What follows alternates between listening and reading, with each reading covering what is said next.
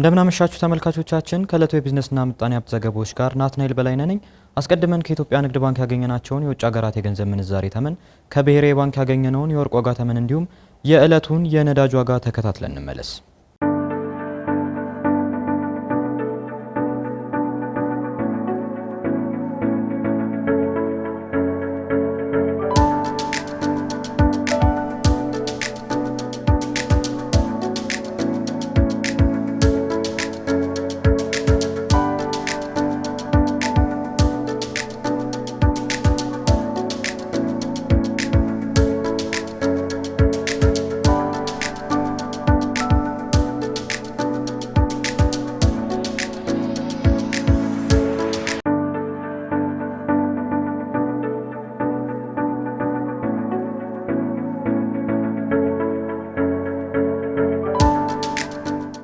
መንግስት ለግብርና ኢንቨስትመንት መስፋፋት በፖሊሲ የተደገፈ ትኩረት ሰጥቷል ተባለ። መንግስት የግብርና ኢንቨስትመንትን በማስፋፋት ለምግብ ዋስትና መረጋገጥና ለሀገር ኢኮኖሚ እድገት የሚያበረክተው አስተዋጽኦ እንዲጨምር በፖሊሲ የተደገፈ ትኩረት መስጠቱን የግብርና ሚኒስትር አዲሱ አረጋ ገልጸዋል። ግብርና በኢትዮጵያ ኢኮኖሚ ውስጥ ወሳኝ ሚና የሚጫወት ሲሆን ከጠቅላላ የሀገር ውስጥ ምርት ከፍተኛውን ድርሻ ከመያዙም በላይ ለስራ ዕድል ፈጠራ፣ ለምግብ ዋስትናና ለውጭ ምንዛሬ ገቢ ዋነኛ ምንጭ ነው። የግብርና ሚኒስትር አዲሱ አረጋ በማዕከላዊ ኢትዮጵያ ክልል ጉራጌ ዞን እኖር ወረዳ በመገኘት በግብርና ኢንቨስትመንት ተሰማርተው በሰብል፣ በአትክልት፣ በፍራፍሬና በቅመማ ቅመም ልማት የተሰማሩ የግል ባለሀብቶችን የስራ እንቅስቃሴ ጎብኝተዋል። ሚኒስትሩ በግብርና ኢንቨስትመንት የሚሰማሩ ባለሀብቶችን ተሳትፎ ለማበረታታት መንግስት የተለያዩ የህግ ማዕቀፎችና የድጋፍ ፓኬጆችን በማዘጋጀት እየሰራ መሆኑን ተናግረዋል። በሰብል ልማት ዘርፍ ብቻ ከ6000 በላይ ባለሀብቶች ወደ 2.1 ሚሊዮን ሄክታር መሬት ወስደው እየሰሩ መሆኑን ጠቁመው ከዚህም ውስጥ 720 ሺህ ሄክታሩ ወደ ልማት ገብቷል ብለዋል።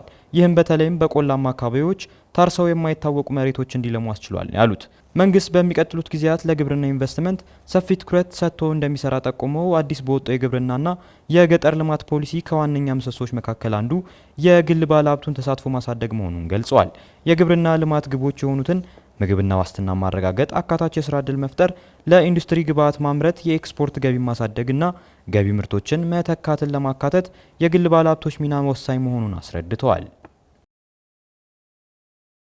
ታላቁ የኢትዮጵያ ህዳሴ ግድብ ለክልሉ ቱሪዝም እድገት ወሳኝ ሚና እየተጫወተ እንደሚገኝ ተገለጸ።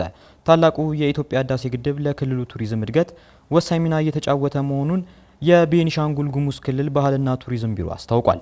የቢሮው የእቅድ ዝግጅት ክትትል ግምገማ ዳይሬክተር አቶ ታምራት ሙሊሳ ለአዲስ ዘመን ጋዜጣ እንደገለጹት ግድቡ ከሚሰጠው የኤሌክትሪክ ኃይል ባሻገር እንደ ሀገር ያለው ምጣኔ ሀብት በማሳደግ ረገድ የማይተካ ሚና አለው። ከዚህም ባሻገር ታላቁ የኢትዮጵያ ህዳሴ ግድብ ለቤኒሻንጉል ጉሙዝ ክልል ቱሪዝም እድገት ወሳኝ ሚና እየተጫወተ ነው ብለዋል። ቱሪዝሙን ይበልጥ ለማሳለጥ ወጣቶች በአስጎብኝነት ሰልጥነው ስራውን እንዲለማመዱ እየተደረገ ሲሆን የጀልባ ስጦታ እንደተሰጣቸውም ጠቁመዋል።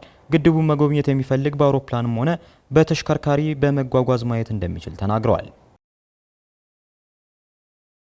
በዞኑ በመኸር ወቅት ከ16000 በላይ አርሶ አደሮች በቅባት እህል ልማት እየተሳተፉ ነው ተባለ። በምዕራብ ሸዋ ዞን በመኸር ወቅት ከ16000 በላይ አርሶ አደሮች በቅባት እህል ልማት ላይ መሳተፋቸውን የዞኑ ግብርና ጽሕፈት ቤት አስታውቋል። በዞኑ በመኸር ወቅት በቅባት እህል ዘር ከተሸፈነው ከ31000 ሄክታር በላይ መሬት ከ954000 ኩንታል በላይ ምርት ይጠበቃል። በጽሕፈት ቤቱ የአዝርት ልማት ባለሙያ አቶ ደጀኔ ደቡሼ ለእዚያ እንደገለጹት በዞኑ በመኸር ወቅት ለቅባት እህሎች ትኩረት በመስጠት ሰፊ ስራዎች ተሰርተዋል። በዚህም በመኸር ወቅት ከ16000 በላይ አርሶ አደሮችን በማሳተፍ ከ31000 ሄክታር በላይ መሬትን በቅባት እህል ማልማት መቻሉን ገልጸዋል። የቅባት እህል ምርቱ ባለፈው ዓመት በመኸር ወቅት ከለማው ብልጫ እንዳለው ጠቁመው ከዚህም ከ954000 ኩንታል በላይ ምርት እንደሚጠበቅ አቶ ደጀኔ ተናግሯል። አርሶ አደሮቹ ዘመናዊ የእርሻ መሳሪያዎች እንዲጠቀሙ ከማድረግ ባለፈ የግብርና ባለሙያ ድጋፍና ክትትል እየተደረገላቸው መሆኑን አስረድተዋል። በተጨማሪም ዘርፉን በማጠናከር ምርትና ምርታማነትን ለማሳደግ ከግብርና ምርምር ማዕከላት የተለቀቁ የተሻሻሉ የቅባት እህል ዝርያዎችን ለአርሶ አደሩ እንዲሰራጩና ጥቅም ላይ እንዲውሉ ማድረግ መቻሉን አንስተዋል። እየለሙ ካሉ የቅባት እህሎች መካከል ኑግ፣ ተልባ፣ ሰሊጥ፣ ጎመን ዘርና ለውዝ በስፋት እንደሚገኙበትም ጠቅሰዋል። የቅባት እህል ምርቱ በዞኑ በተለይም በባኮ፣ በጮቢ፣ በግንደ በረት፣ በኢልፈታ፣ በጀልዱና በኖኖ ወረዳዎች በስፋት እየተመረተ መሆኑ ተገልጿል። ተመልካቾቻችን የዕለቱ የቢዝነስና ምጣኔ ሀብት ዘገባዎች በዚሁ ተጠናቀዋል። ስለተከታተላችሁን አመሰገንን።